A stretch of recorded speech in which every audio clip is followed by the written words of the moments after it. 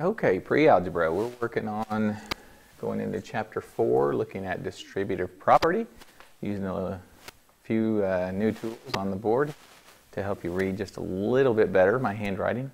Working on a solution on the microphone too, so hopefully it's working. Hopefully we've got that taken care of. When you think of the word distributive, and for those who are following along in their book because they're taking notes this weekend, as you were instructed to do, we'll be on page 171. So we'll be looking at examples throughout the next couple of pages. When you think of distribute, I think of to hand out, to give. We can take this problem and we can take 4 times 5 and know that that's 20. If we take 4 and put 5 in parentheses, we also know that we're still taking that 4 times that 5, giving us 20. We could take 4 times 2 plus 5. We could do two things here. We could add the 5 and the 7, or excuse me, the 5 and the 2 together. I can't even say that correctly. There we go. 5 and a 2 together to get 7, and take 4 times it, which will give us 28. Or we could take the 4 times the 2 plus the 4 times the 5. So 4 times 2 is going to give us 8. 4 times 5 is going to give us 20. And that still gives us the same answer of 28. That is the distributive property. Take something that's outside of the parentheses to everything that's inside of the parentheses. So let's look at some applications. What if we took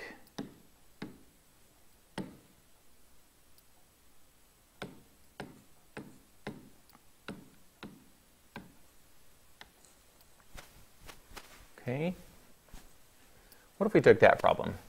Negative 7 times 4x plus 2. Distributive property says we take the negative 7 times everything on the inside. So we're going to have negative 7 times 4x. This is from the last chapter. They are not like terms, but because it's multiplication, we can multiply them. So multiply the numbers first. Negative 7 times 4 gives us negative 28. And so negative 7 times 4x would make that term negative 28x. Now we need to take negative 7 times positive 2. So 7 times 2 is going to be 14. One of them is negative. That gives odd number, which means our answer is going to be negative. So our answer ends up being negative 28x minus 14. Let's take the same problem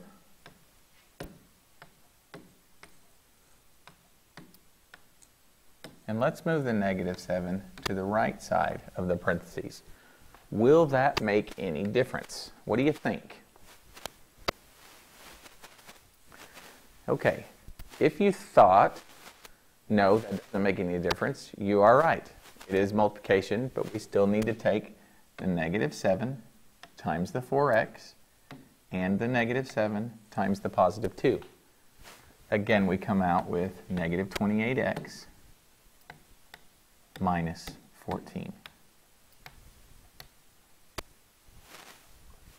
Negative 28x minus 14. Okay.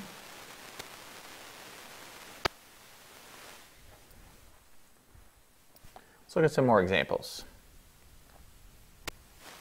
What if they had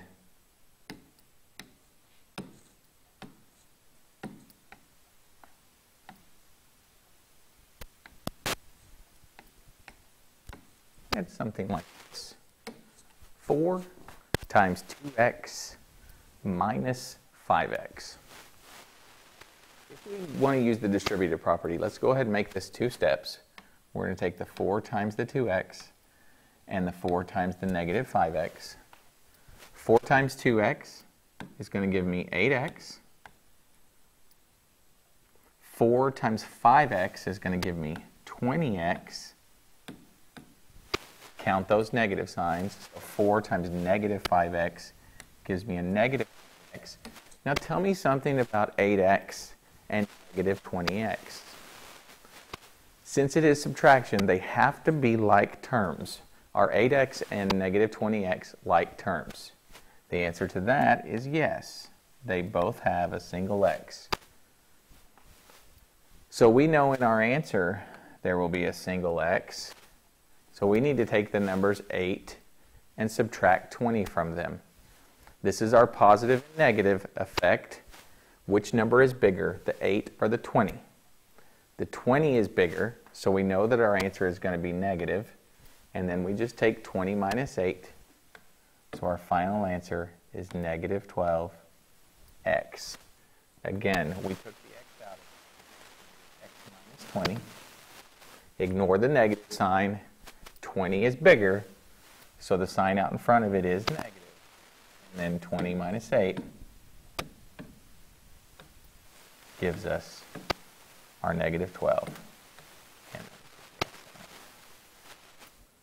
So we're using a lot of stuff that we've used before. Just a little bit of review on